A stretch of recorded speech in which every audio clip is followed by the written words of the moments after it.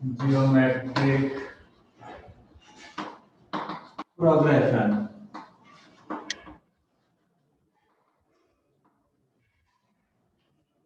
ठीक है, the series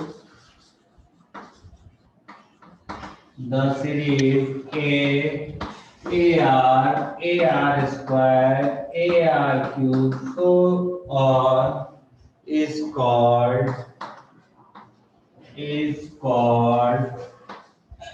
geometric progression, is called geometric progression, where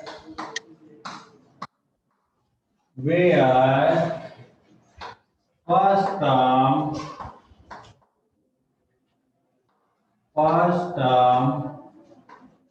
of GP is small a, and common ratio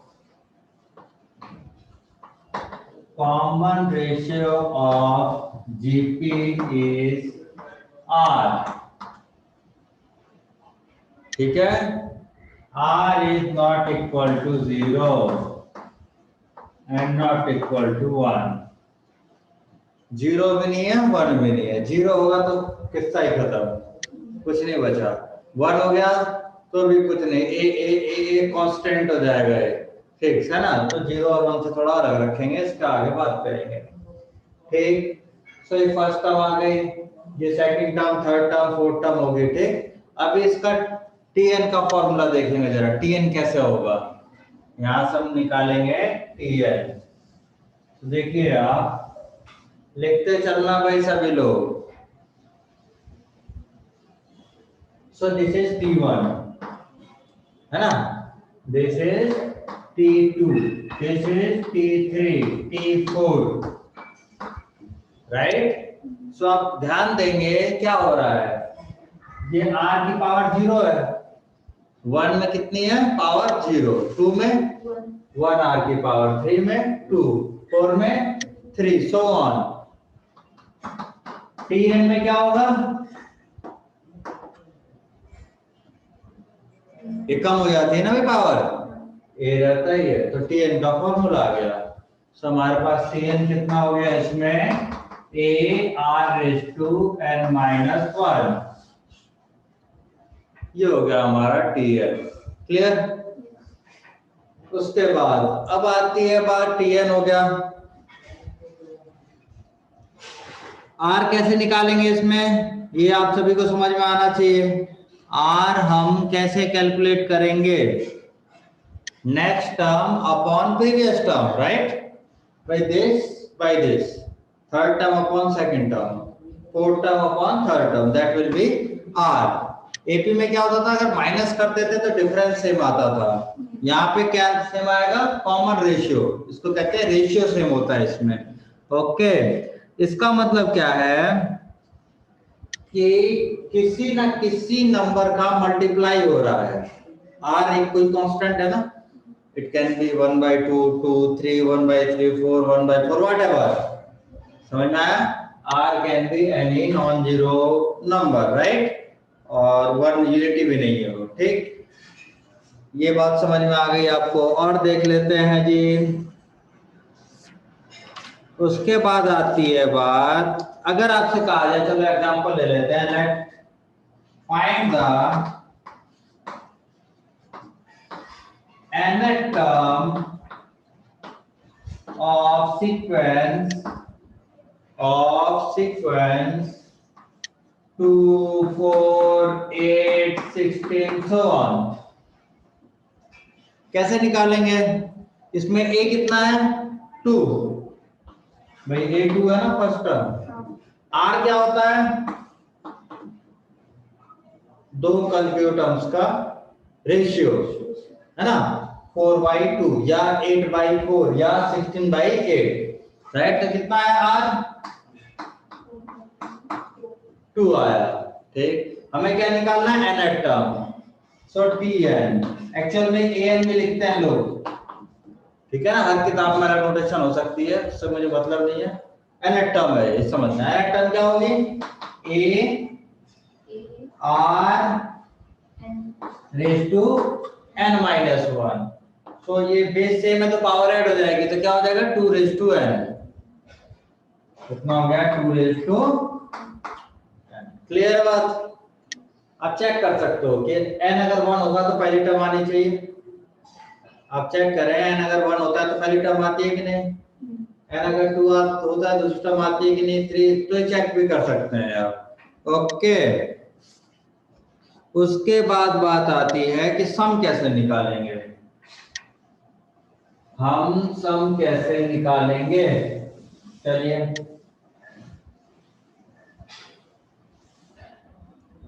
Sn से represent करते हैं। Let Sn be the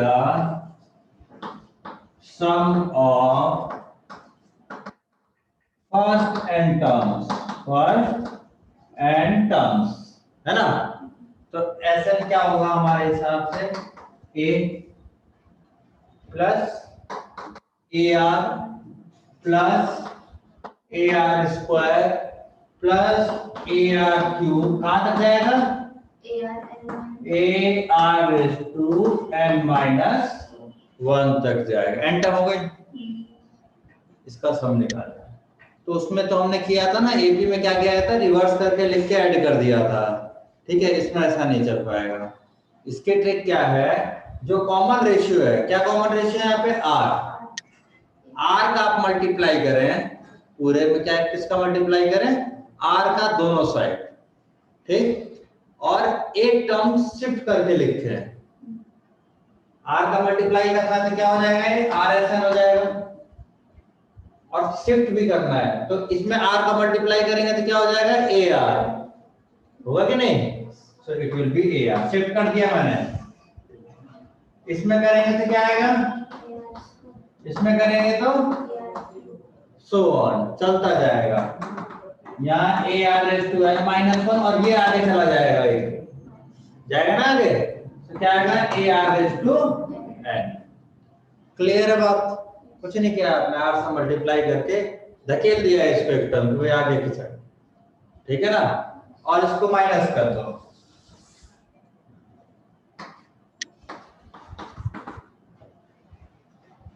जैसे ही आप minus करेंगे क्या हो जाएगा,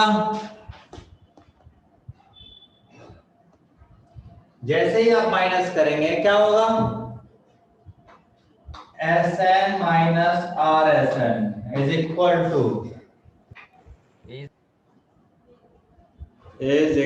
टू क्या होगा, ए बच गया,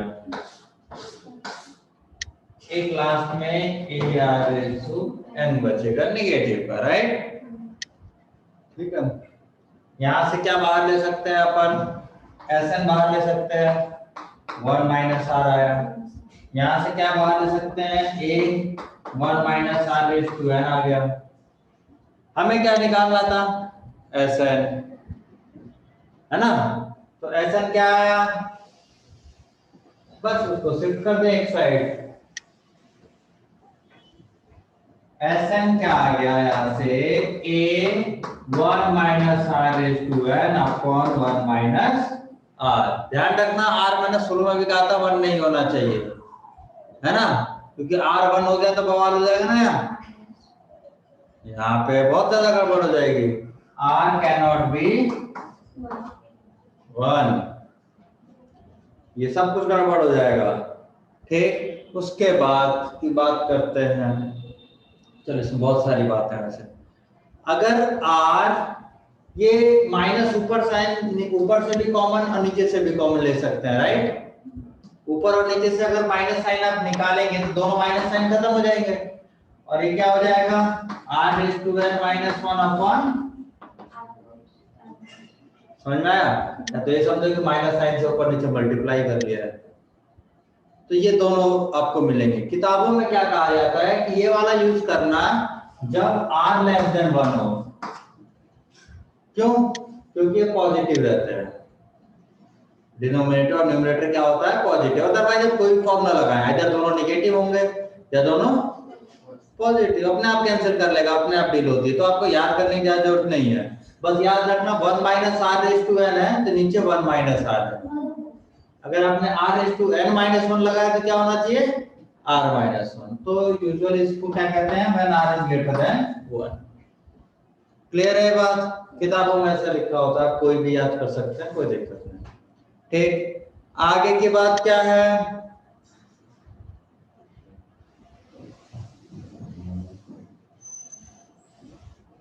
अब आगे की बात करते हैं। अगर कोई आपको नंबर बोलता हूं जो 0 और 1 के बीच में है, कोई एक नंबर सोचिए 0 और 1 के बीच में, ठीक है, और उसका स्क्वायर कीजिए तो वो पहले वाले से छोटा हो जाएगा, होगा कि नहीं? क्यूब कीजिए वो और छोटा हो जाएगा, होगा कि नहीं?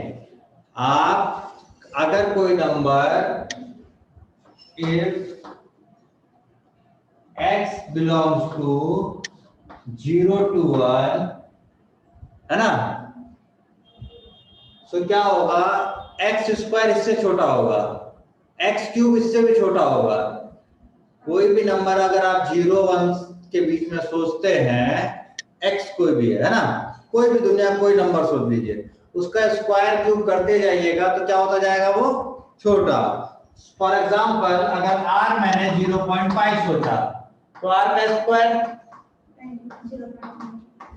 बहुत छोटा हो गया है, r/10 कर दो तो जान निकल जाएगी इसके, है ना।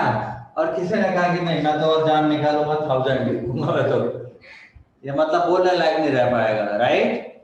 सो अगर कोई नंबर 0 और 1 के बीच में है और उसकी पावर बढ़ती जाए, पावर बढ़ती जाए, और कितनी बढ़ जाए इनफाइनाइट बढ़ जाए, तो वो नंबर क्या बचेगा खत्म, मतलब 0 नेग्लिजिबल हो जाएगा।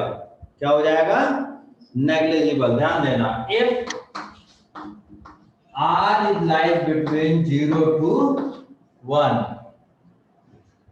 समझ में आया? If r is lies between 0 to 1, ठीक है, and n is tending to infinity, and n is tending to infinity, so आप यहां सोचिए 0 और 1 के बीच में है ना, इसमें तो इसकी कोई औकात है? आप इसके मजे ले सकते हैं कि वैसे ही है ना। सो सम क्या हो जाएगा, तो s infinity will be a upon 1 minus r। इसमें ध्यान रखेंगे, इसको कहते हैं mod r should be less than 1, तब ये होता है।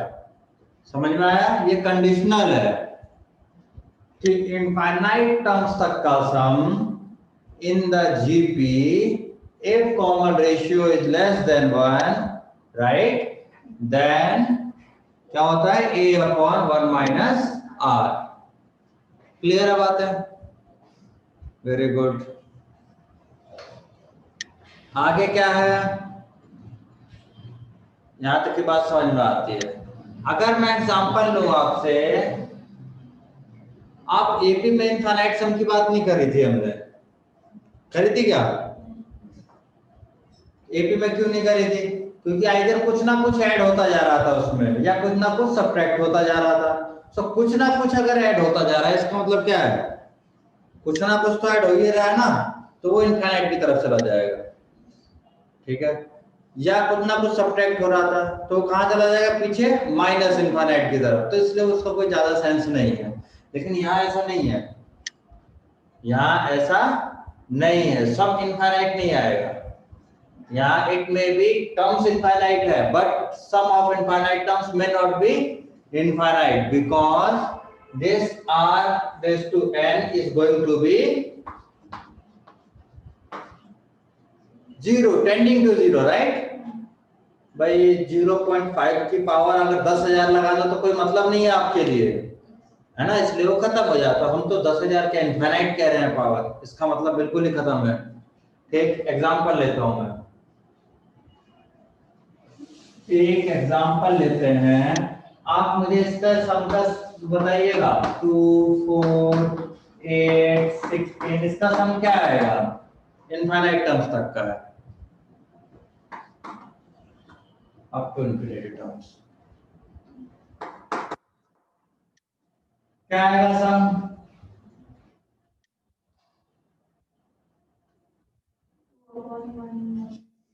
चलो कुछ लोग कह रहे हैं infinity equal to 2 upon 1 minus 2 है ना?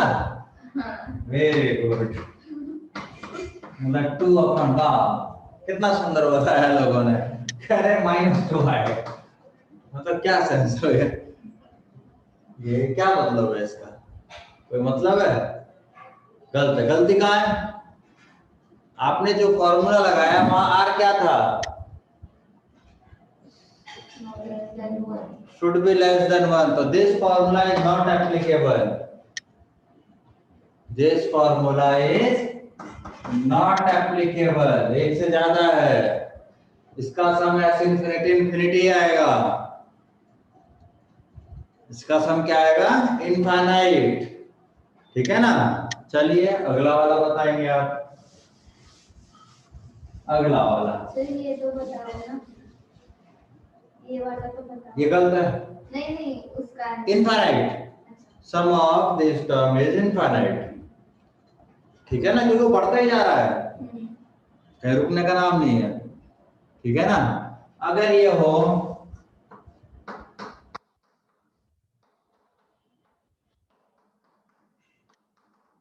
इनफाइनाइट टर्म्स, ये इनफाइनाइट, वाह यार कितने होशियार तुम, ये इनफाइनाइट नहीं होगा।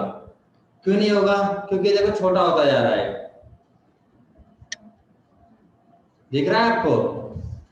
छोटा हो रहा है कि नहीं? यहां देखें A2 है और R 1/2 है, R कितना है? 1/2, लेस देन 1 है, तो यहां पे लगाना था फॉर्मूला, तो S infinity equal to A upon A minus R, this is very dear, so get 2 upon half, तो सम जो है इसको कहां टेंड करेगा? 4 को, आप इनफाइनाइट पे चलते जाएंगे, ये क्या करने लगेगा? 4 को टच करने लगेगा, बात समझ में आती है कि नहीं? अगर आप इनफाइनाइट को चलते जाएंगे तो सम इसका 4 को टेंड करेगा, लेकिन ये कलाकारी नहीं करें, ठीक है? अब देख लिया आपने कलाकारी यहाँ क्या हुई थी, यहाँ पे कर दी थी हमने, कॉमन मिस्टेक्स है, जेई में भी यही करते हैं लोग, और ये ऑप्शन मिलता है और लोग टिक करके भी आते हैं, ठीक? तो ऐसा नहीं जो आपके सामने रखी हुई चीजें हैं हमेशा सही है, ओके? अब बढ़ते हैं हम आगे की तरफ, इनफाइनाइट टर्म्स तक का सम हो गया आपका,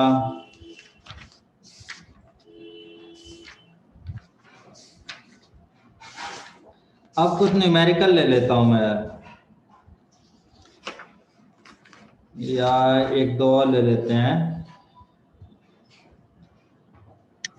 assumption of 3 terms 4 term 5 term, जैसे एपी में कैसे करते थे एजम्पशन 3 टर्म की, a minus D a plus D करते थे, ऐसी a minus 3d a minus 2d करते थे आप लोग, है ना? सिमिलरली एजम्पशन ऑफ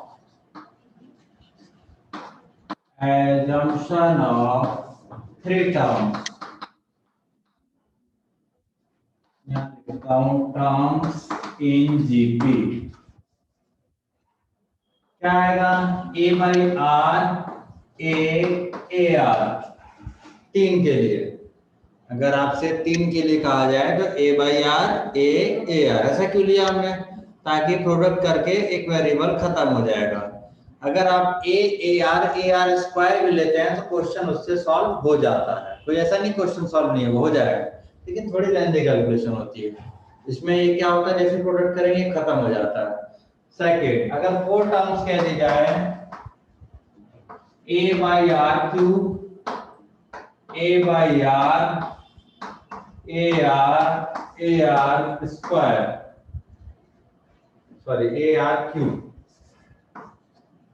ये आएगा। ठीक है, 4 वाली होंगी तो क्या होगा? अगर आपसे कहा जाए 4 वाला तो A/R², A/R और चार वाला तो होगा ना, 5 वाला AR²। ठीक है, 5 टर्म्स। इसमें कॉमन रेशियो कितना है? R। इसमें कॉमन रेशियो इसका R है, इसका R² है। देखो ना, किसका मल्टीप्लाई हो रहा है? R² का। सब में किसका मल्टीप्लाई हो रहा है? R²। इसका कॉमन रेशियो R², इसका R। इसमें R मल्टीप्लाई हो गया, इसमें R मल्टीप्लाई हो गया, इसमें R मल्टीप्लाई हो गया, इसमें R मल्टीप्लाई हो गया, तो इसका कॉमन रेशियो कितना है? R। ठीक है, इसका कॉमन रेशियो R² होता है, इसका कॉमन रेशियो R होता है। ओके, अब थोड़ा सा क्वेश्चन कर लेते हैं ताकि आप लोग भी कर पाओगे। अब फटाफट question. Which term of the GP, which term of GP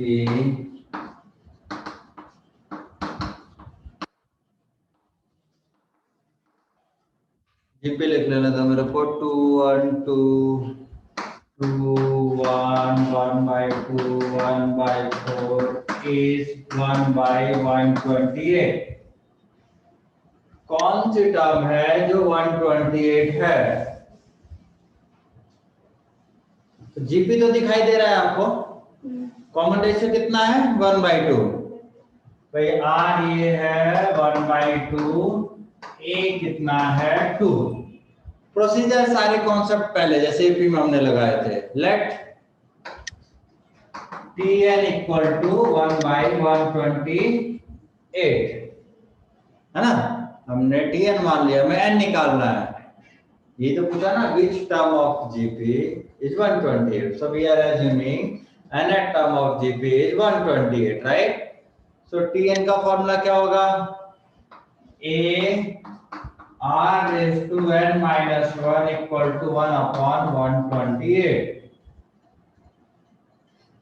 ये होगा। चलिए, अगर ये होगा तो इसको थोड़ा हिसाब किताब बना लेते हैं। तो 1/2 raised to n minus 1 equal to 1/, इसको इधर लाएंगे तो कितना हो जाएगा? 2 को इधर ले आते हैं जरा,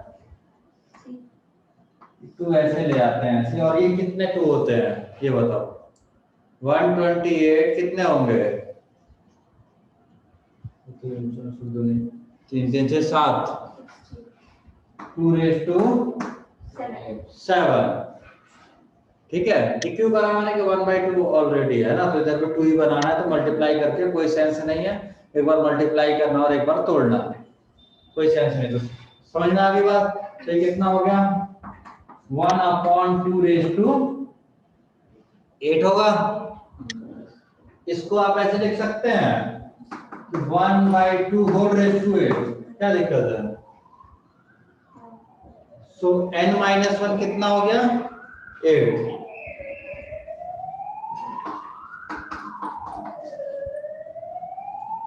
n minus 1 8 हो गया, तो n कितना हो गया? 9। तो कौन सी टर्म हो गई आपकी? 128 कौन सी टर्म होगी? 9th term. So T9 will be 128. 9th term will be 128. Clear है? चलिए आगे थोड़ा बढ़ते हैं।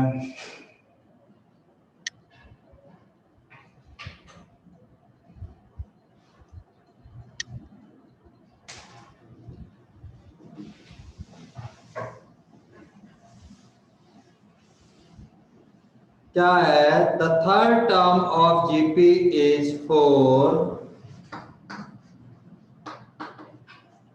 The third term of GP is 4, sorry -4 है, एक मिनट पढ़ने दे मेरे को, हाँ सही है 4। Find the product of first 5 term, find the product of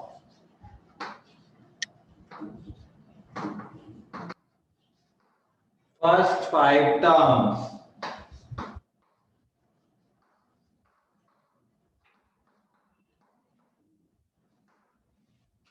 ठीक है ना। सो हमारी जीपी क्या होती है, A R square A R cube A are raise to 4 है ना। 5 चाहिए थी, 5 बना दी हमने, ये 5 हमने बना दी। According to question third term of GP is 4, so this is 4, A R square equal to 4, ये हमें given.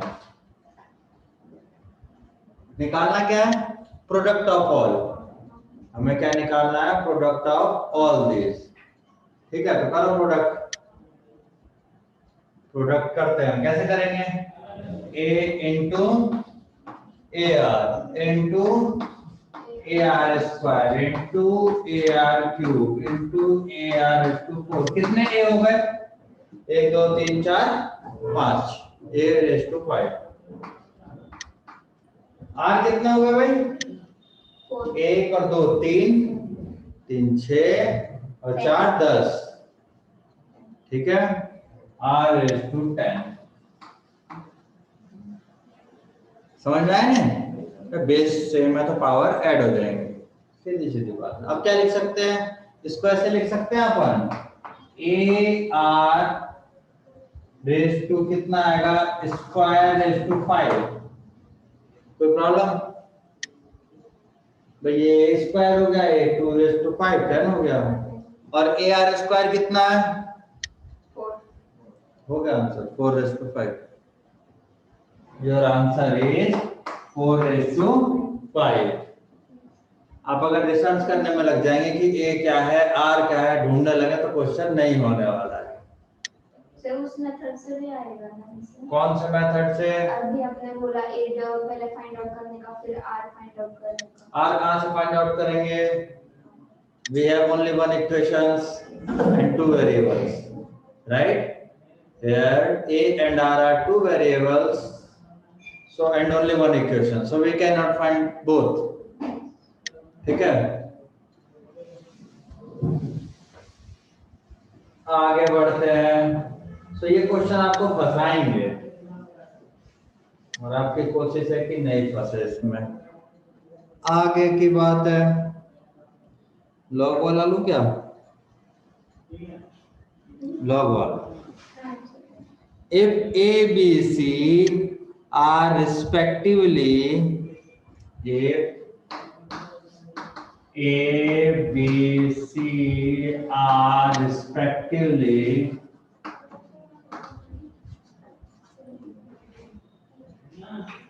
the pth qth and rth term, the pth qth rth term of GP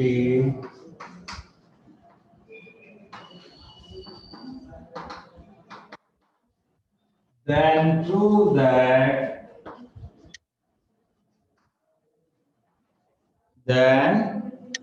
that क्या prove करना है, Q minus R log A, Q minus R log A plus R minus P log B plus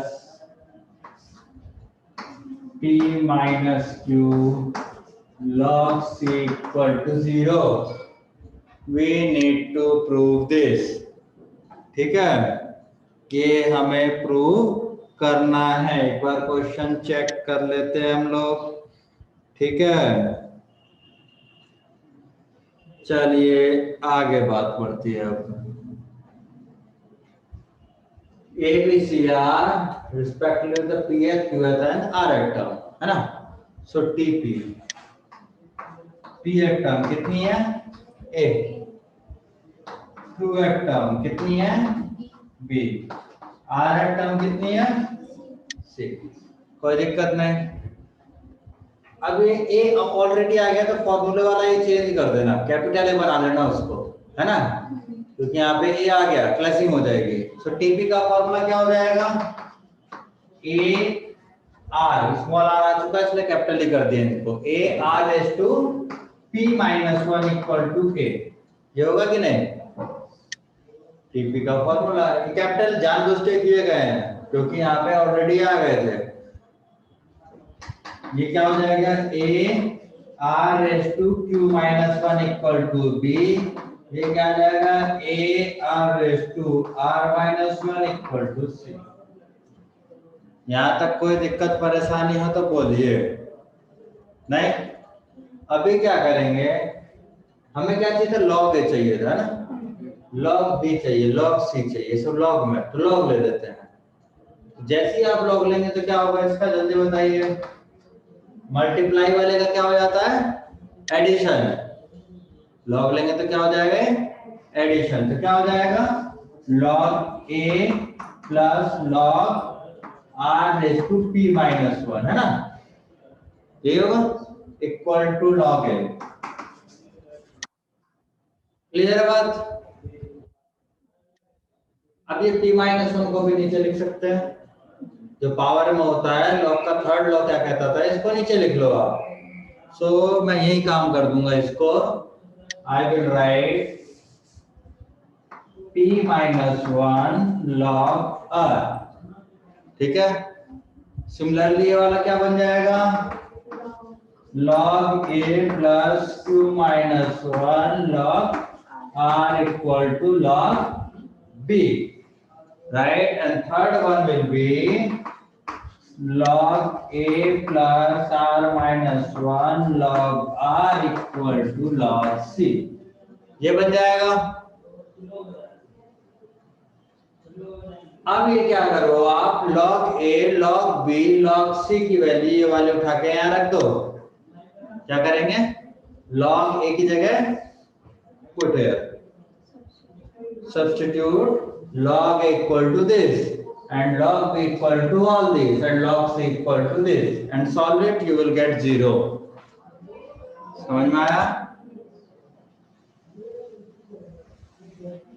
ये आपको ही complete करना है, ठीक है। you have to put log a with this all, right, and b and log c all, right, after calculation multiply or division whatever thing, so you will get equal to 0, nothing else, ठीक है। आगे का example लेता हूं मैं जरा।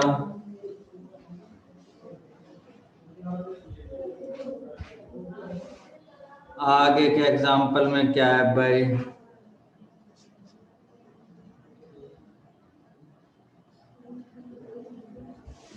ये word problems type का ही ले रहा हूं मैं directly. Find four numbers, find four numbers in GP in which third term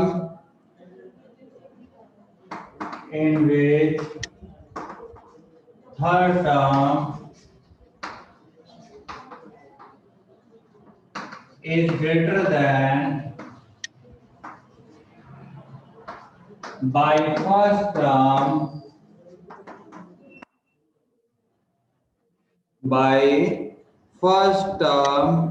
greater than the first term by 9, greater than the first term by 9, ठीक है। and second term is greater than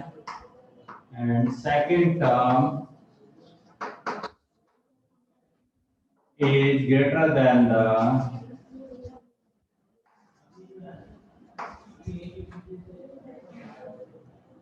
fourth by 18, fourth term by 18, ठीक है। Question समझ में आ गया? इसको mathematical modelling कर लेते हैं। मैथमेटिकल मॉडलिंग क्या कहती है? एपी अपने को पता है, सॉरी जीपी, ठीक है। Third term T3 is greater than first term by 9। पहली बात हो गई कंप्लीट। दूसरा क्या कह रहा है? Second term is greater then fourth term by 18। यहां तक समझ में आ गई बात? तो हमें क्या निकालना है? चारों टर्म निकालनी है हमको, चारों टर्म निकालने। तो कहीं मल्टीप्लाई वाला सीन नहीं है, नहीं है ना मल्टीप्लाई कि मल्टीप्लाई करो आर खत्म हो जाए, यहाँ कहीं नहीं होने वाला। सो आपकी मर्जी, ए R square A R cube मान लो। हमने चार टर्म कौन से मान ली? हाँ सब कुछ लिख दिया ना हमने, ठीक है। हाँ, so let four terms are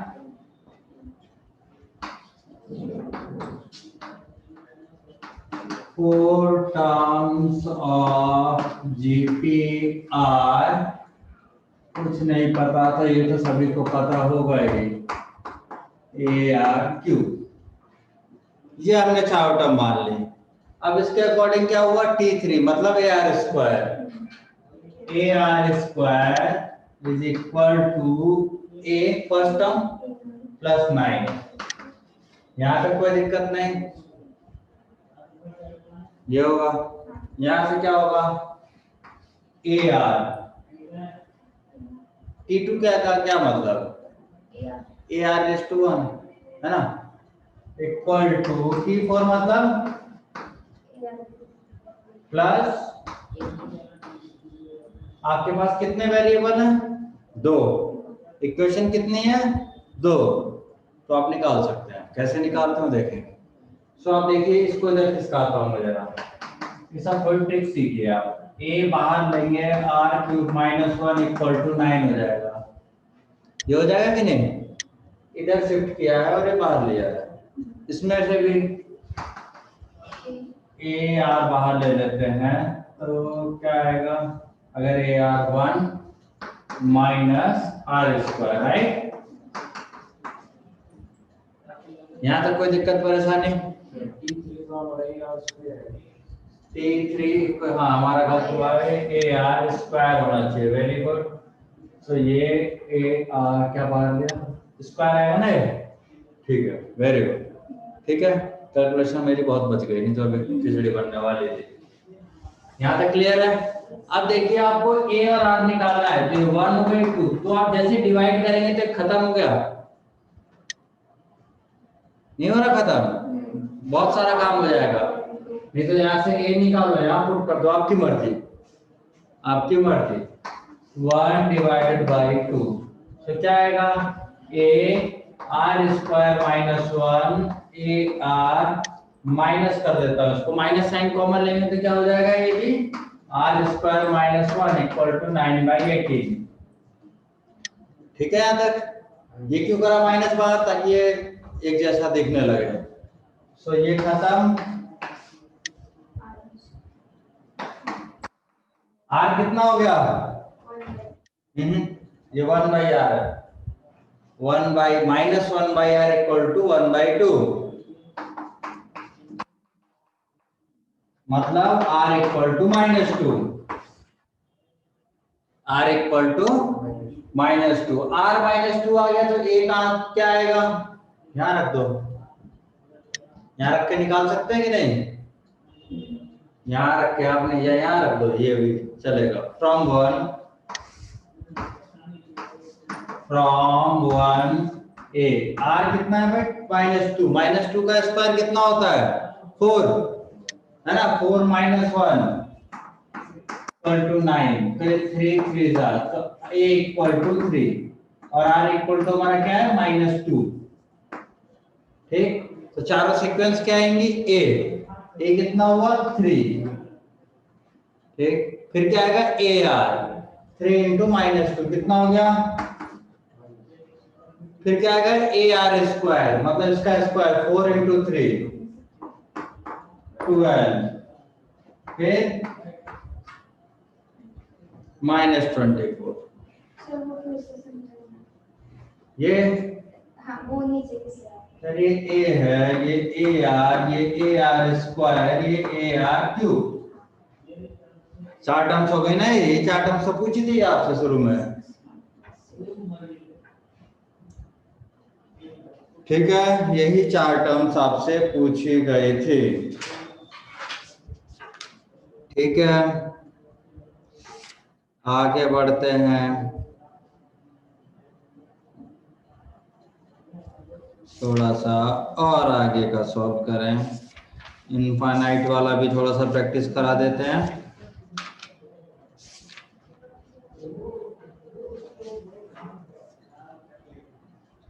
Find the number of GP. Find the numbers in GP.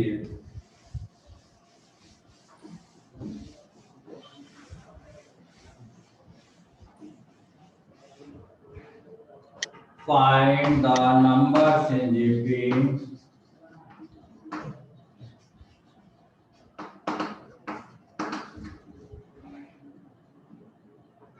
Whose sum is 13?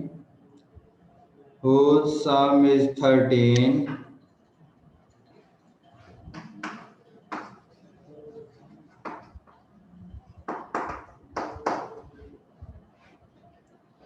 And sum of whose square is 91? And sum of whose squares is 91। यहां तक बात समझ में आ जानी चाहिए। ठीक है,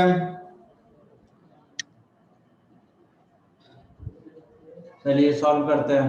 सो 4 टर्म कौन सी मान है? प्रोडक्ट का कुछ नहीं है तो अपने सीधे सीधे मानेंगे। लेट 4 टर्म्स आर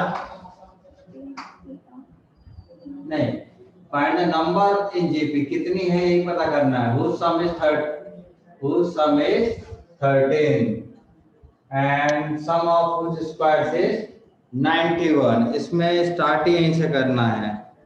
ये सही लिखा ना मैंने? हाँ, यहाँ का लिखा फाइंड 3 नंबर्स, नहीं तो बहुत सारा हो जाता। फाइंड 3 नंबर्स इन जीपी, है ना, अदरवाइज बहुत सारी पॉसिबिलिटीज हो जाती हैं। सो 3 नंबर्स कौन से माने अपन लोग? A R square. Let A R square are 3 numbers. So according to question क्या है भाई? Sum is 13। A R square is 13। ठीक, या क्या कह सकते हो आप? A1 प्लस आर स्क्वायर इक्वल टू 13, ऐसा भी कह सकते हैं। ठीक है, एंड सम ऑफ स्क्वायर्स कितना है? 91। मतलब ए स्क्वायर और इसका स्क्वायर और इसका स्क्वायर इक्वल टू 91। इसका मतलब कितना हो गया भाई? ए स्क्वायर बाहर लेंगे 1 plus are square plus are raise to 4 equal to 91। ये आ जाएगा, यहां तक आ जाएगा। अब आपकी मर्जी, आप किस तरीके इसको सॉल्व करना चाहेंगे। अब यहाँ से आपकी मर्जी भी चल सकती है। यहाँ 2 इक्वेशन हो गई ना, एक ये और एक ये। यहाँ 2 इक्वेशन हो गई। सो कैसे सॉल्व करें?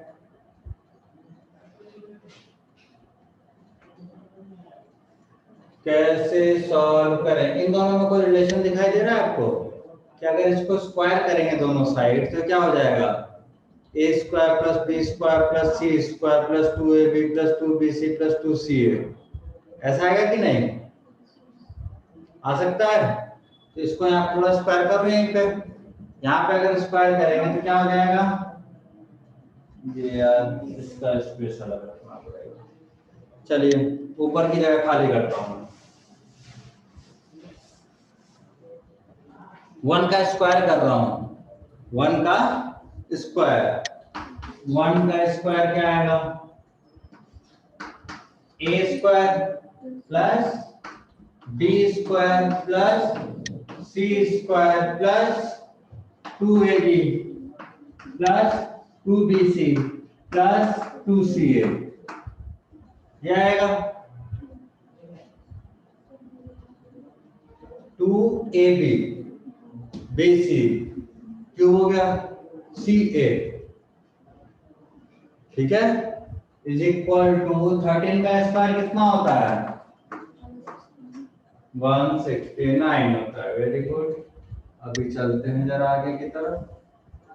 अभी आप देखें, थोड़ा सा अगर ध्यान लगाएंगे आप, तो ये तीनों एक टर्म मान लो, तो क्या हो गया a square 1 plus are square plus are raise to 4, कोई दिक्कत नहीं। फिर इसमें भी ए आएगा, नहीं आएगा, और 2r सब में है, 2r सब में है, right. So you get 2ra, so 1 plus are square plus R, ये आ जाएगा, ठीक है, इक्वल टू कितना हो गया 169। कोई दिक्कत परेशानी यहाँ तक नहीं। इसकी वैल्यू कितनी है भाई